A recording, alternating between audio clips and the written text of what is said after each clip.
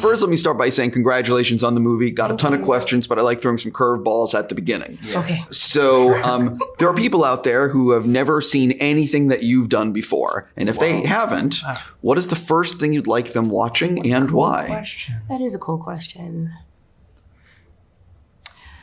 Go ahead, you. Okay. Yeah. I was in a movie.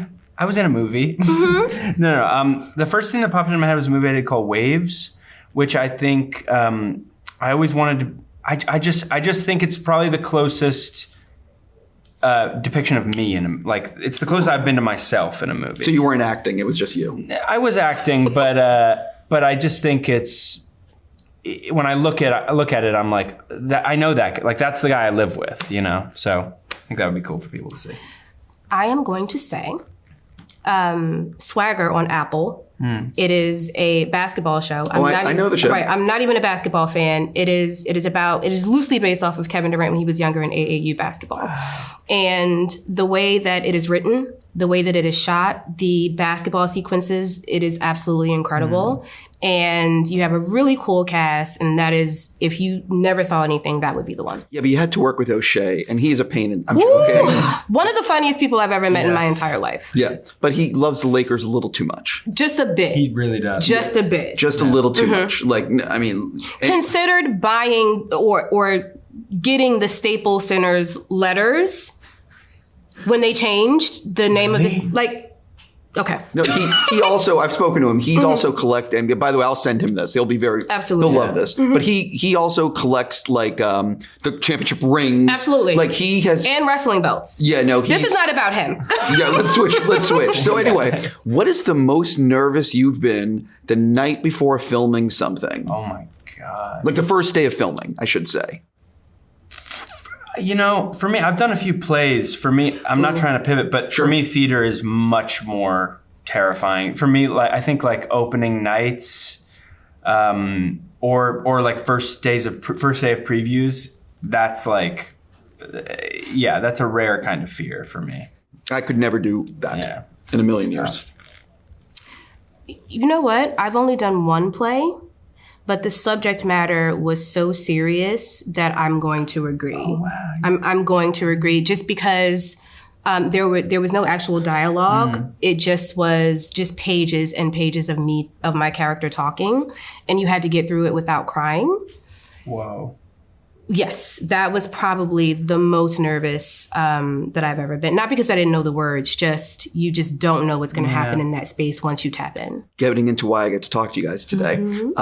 One of the things about this film is Regina and her sister spent like 15 years trying to get this made. Yes. And my thing is, why, like movies like this are fantastic because they shine a light on people that deserve to be talked about from our history. And why are these films so hard to get made all the time? You know, like you speak to everyone, and films about people, generally, it's like that huge uphill battle. I will say that I've watched interviews from a ton of specifically Black actors throughout the years who've had these passion projects who were told no one wants to see that, or no one wants to know that story, or this is too niche.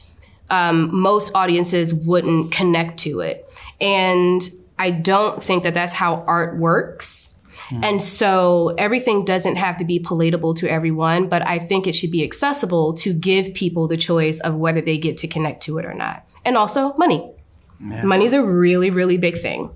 And it's not that there isn't any money anywhere. It's where they choose to divvy it up at. Yeah. And the question specifically is, why is this movie... No, just in general, like films that deal with... like certain like not a biopic, but like film, you know what I mean? Like they all seem to be such a challenge. Yeah, I think that, you know, it's Regina. I think she just, she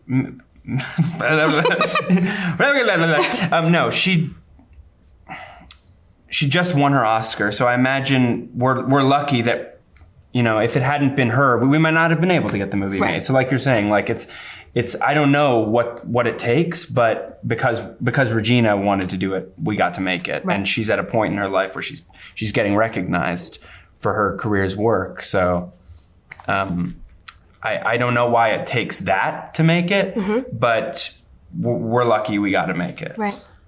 For soon-to-be fans of this film, what do you think would surprise them to learn about the making of Shirley? The making. We had fun. Well, maybe that's clear when you watch it.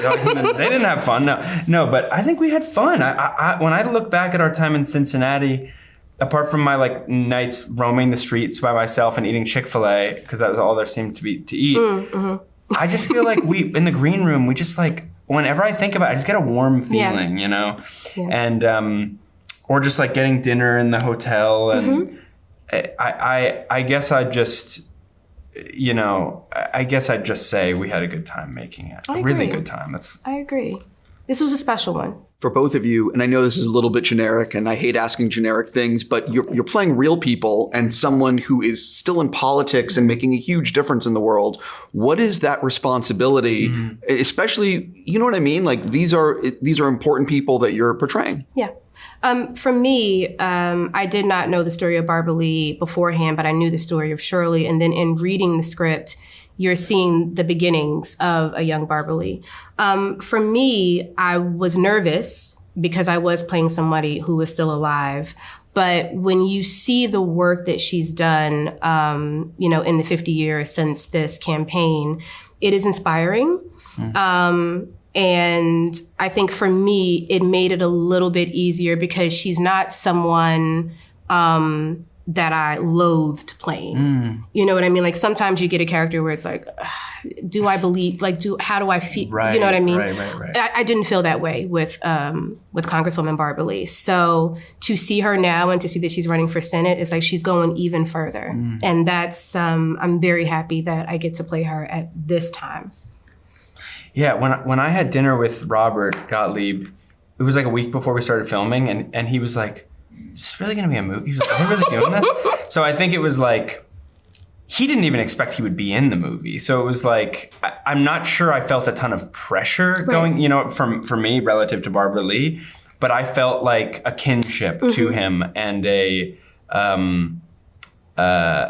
yeah, it was almost like that like 21-year-old was still alive in him. Like he wasn't, there was no, there wasn't an ego with him. So I don't know if I felt pressure as much as I just felt inspired. On that note, I need to go. Hope it's a huge hit. Thank you. And thank you so much for giving me your time. Thank you so much.